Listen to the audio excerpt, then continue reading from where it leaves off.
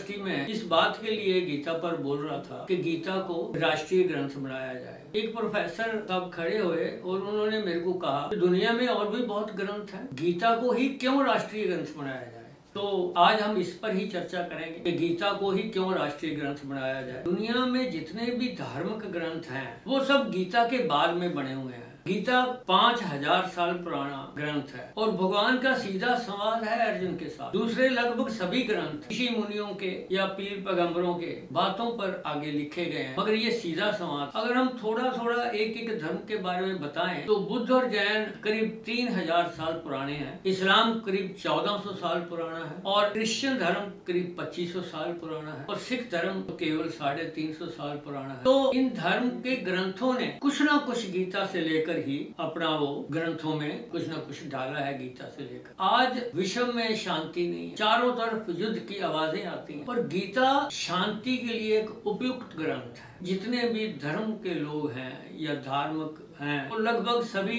अपनी तरफ खींचते हैं लोगों को, जबकि गीता धर्मांतर में विश्वास नहीं करती। मैंने पहले भी एक दिन बताया, गीता तो ये कहती है, भगवान कृष्ण तो ये कहते हैं चैप्टर 7 के श्लोक नंबर 21 में कि जिसका जो धर्म है वही उसी को रहे, जो जिस देवता को मानता है उसी को माने। चैप्टर 3 के श्लोक नंबर 35 में और चैप्टर 18 के श्लोक नंबर 47 में भगवान कृष्ण ने तो यहाँ तक कहा है कि जो जिस धर्म में रहता है, जिस धर्म का वो मानता है, उसी में ही उसको अपने प्राण त्यागने चाहिए। यहाँ तक बात की गई है कि अगर अपना धर्म बेहतर ना भी हो तो भी अपने धर्म को नहीं छोड़ना चाहिए। और सारी दुनिया अगर ऐसा मान ले तो विश्व में शांति हो सकती है। और यही कारण है, शांति ना होने का कारण यही है कि हर धर्म एक दूसरे के प्रति कहने की क्षमता नहीं रखता। जहाँ तक गीता के दूसरे चैप्टर के श्लोक नंबर 20, 21, 22, 23, 24 का बात है, आत्मा की बात कही गई है कि आत्मा अजर है, अमर है, पानी उसको डुबो नहीं सकता, अग्नि उसको जला नहीं सकती। और आत्मा के इस विस्फोट से इंसान में मौत का डर ही खत्म हो गया है, क्योंकि मौत को तो वो ऐसे लेते हैं ना जैसे कपड़े बदलने। और यही वजह है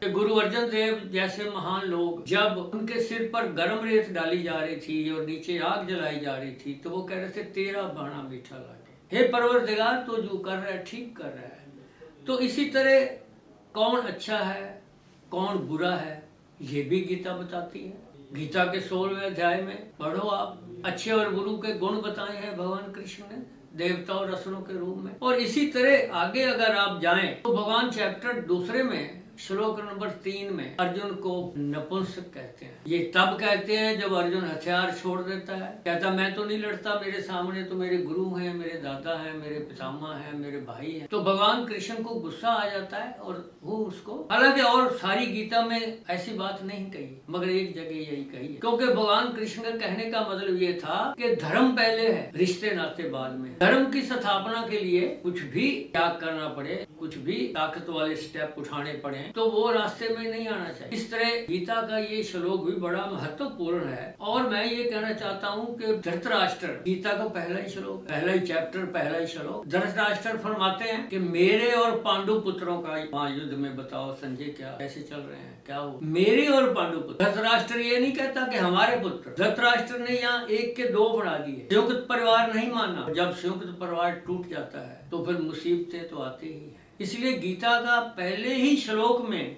पहले ही चैप्टर में बहुत बड़ा संदेश छुपा हुआ है कि संयुक्त परिवार जब तक रहेगा तब तक उनको कोई हानि नहीं पहुंचा सकता। और अगर संयुक्त परिवार का जो मुखिया है वही उसको बंटवारा कर देगा तो फिर कुछ भी हो सकता है। मैं गीता के जो भक्ति योग है 12 चैप्टर उसका श्लोक नंबर 13 की बात कर रहा हूँ। गीता के ऐसे श्लोकों की बात कर रहा हूँ सारी दुनिया पे लागू होते हैं, सारी इंसानियत पे लागू होते हैं। उसमें साफ तौर पर लिखा है कि किसी से कोई भेदभाव नहीं होना चाहिए, किसी से कोई वैर भाव नहीं होना चाहिए, इंसान को दया रखनी चाहिए, करुणा रखनी चाहिए, शांति के लिए काम करना चाहिए और क्षमा कर देना चाहिए। अगर कोई ऐसी गलत काम होता भी है तो उसको क्षमा कर दो। इसी तरह भगवान ने बहुत बड़ी बात कह दी अर्जुन को। 700 श्लोकों के बाद चैप्टर 18 श्लोक नंबर 63 में अर्जुन को कह दिया कि मैंने तो आपको सब कुछ बता दिया, अब अर्जुन तेरी मर्जी। क्या कमाल की बात है कि आप अर्जुन अब तेरी मर्जी है, युद्ध कर ना कर, हथियार उठा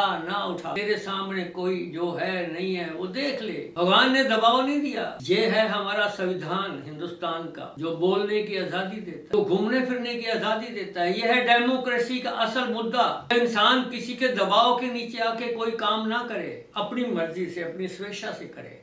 मेरा ख्याल है कि इससे बड़ा कोई श्लोक का ज्ञान हो नहीं सकता जो विश्व के लोगों को दिया जा सके। भगवान कह रहे हैं दूसरे चैप्टर के 14 नंबर श्लोक में कि अर्जुन तो वक्त तो बदलता रहता है, धूप छाए तो आती रहती है, गर्मी सर्दी तो आती रहती है, अच्छा बुरा वक्त तो आता रहता है, तो इसकी सहने की क्षमता रख। अगर हम ऐसा इस नियम पर चलें तो हमें कभी ये जो टेंशन है और ये इस किस्म की जो बातें होती कभी हो ही ना। अगर हमारे मन में ये आ जाएगा कि तो अच्छा बुरा तो वक्त आता रहता है, फिर क्या होगा, अब अच्छा नहीं आया तो बुरा सही, धूप है तो कभी छाया भी आएगी। तो ये एक मैसेज देते हैं श्लोकों में। एक सबसे बड़ा बात है जो भगवान अर्जुन को कहते हैं। मैंने नपुंसक शब्द इस्तेमाल किया था, मगर एक ही श्लोक में एक ही बार कहा है भगवान, वरना अर्जुन को वो बार बार कहते हैं हे महाबाहु, हे भारत श्रेष्ठ, हे आर्य श्रेष्ठ, हे गुड्डा केश, उसकी तारीफ ही करते रहते हैं, उसका मनोबल बढ़ाते रहते हैं। अगर इसको एक टीचर समझ ले तो वो अपने जो कमजोर विद्यार्थी है उसके ऊपर कभी बल का इस्तेमाल ना करे, उसकी पिटाई ना करे, उसको बार बार हौसला दे कि बच्चे तू आगे बढ़ सकता है, तू बहुत बड़ा बन सकता है, तेरे अंदर तो बहुत गुण है। तो इस तरह टीचरों के लिए और एक डॉक्टर के लिए भी ये बहुत बड़ी बात है कि अपने पेशेंट को कह तू जल्दी ठीक हो जाएगा, तू फिक्र ना कर, तेरा ये जख्म जल्दी भर जाएगा, तो उसी तरह फिर चलने फिरने के काबिल हो जाएगा। तो ये एक गीता एक ऐसा श्लोक है गीता में जो सबके मनोबल बढ़ाता है। और श्लोक तो नहीं मैं कह सकता, मगर ऐसी बात है जो बार बार भगवान कृष्ण अर्जुन को कहते हैं मनोबल बढ़ाने के लिए। एक और श्लोक आता है गीता के तीसरे चैप्टर के श्लोक नंबर 21। मैं ये उन श्लोकों की बात कर रहा हूँ जो सारे विश्व में लागू होते हैं। श्लोक नंबर 21 में साफ तौर पर लिखा हुआ है कि समाज के जो अगुआ लोग काम करते हैं, आम जनमानस उनको फॉलो करता है, यथा राजा तथा पर। इससे बड़ी बात कोई हो नहीं सकती। आपका अगर नेता ईमानदार है, अच्छा है, तो जनता भी ईमानदार बनेगी, कोशिश करेगी अच्छी बनने की। और अगर नेता ही ऐसा वैसा हो तो फिर जनता भी उसको ही फॉलो करेगी। तो ये तो सारे विश्व पे लागू होता है। विश्व के जो नेता हैं अपने देश के, मुल्कों के, इंटरनेशनल लेवल के, उनकी सोच क्या है? अगर अच्छी सोच है तो दुनिया अच्छी बनेगी। अगर उनकी सोच तबाही की तरफ ले जाती है तो दुनिया तबाही की तरफ जाएगी। तो इसी तरह श्लोक है चैप्टर 6 के 6 चैप्टर 5 नंबर श्लोक है कि इंसान अपने उद्धार और पतन का खुद कारण है। अगर मेरा पतन होना है तो मेरी वजह से, अगर मैंने अपना उद्धार करना है तो अपनी वजह से। मैंने सोचना है कि मुझे कंस के रास्ते चलना है या भगवान कृष्ण के रास्ते चलना है, मुझे रावण के रास्ते चलना है या भगवान राम के रास्ते, मुझे सच्चाई की तरफ जाना है या झूठ की तरफ जाना है, मुझे अंधेरे की तरफ जाना है या रोशनी की तरफ जाना है। ये इंसान की अपनी सोच है, उसको कोई और नहीं बनाएगा। एक श्लोक है चैप्टर 3 के श्लोक 12 और 13। भगवान कहते हैं अपनी जिंदगी को, जीवन को जग बना लो। जो कुछ है तुम्हारे पास, जो परमात्मा ने तुम्हें दिया, उसको बांट दो। तुम्हारे पास धन है तो धन बांटो, तुम्हारे पास साइंस है, टेक्नोलॉजी है तो टेक्नोलॉजी बांटो, तुम्हारे पास साहित्य है तो साहित्य बांटो, तुम्हारे पास शिक्षा है तो शिक्षा बांटो, तुम्हारे पास शक्ति है तो गरीब लोगों के लिए वो शक्ति को उठाने के लिए कोशिश करो। अगर जो कुछ तुम्हें परमात्मा ने दिया है वो समाज की बेहतरी के लिए करो। इसी तरह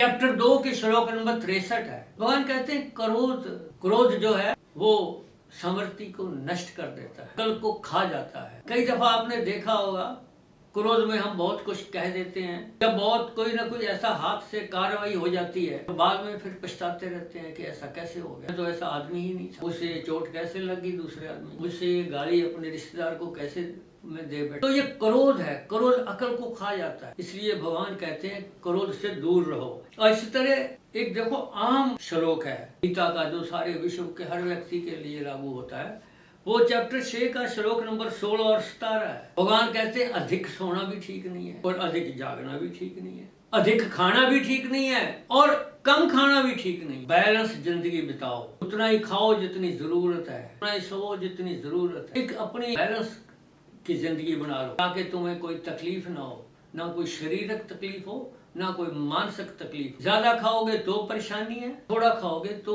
आपके मन संतुष्ट नहीं होगा। इसी तरह ज्यादा सोए रहोगे तो फिर कुंभकर्ण बन जाओगे और सोओगे ही नहीं तो फिर कुछ कर नहीं पाओगे।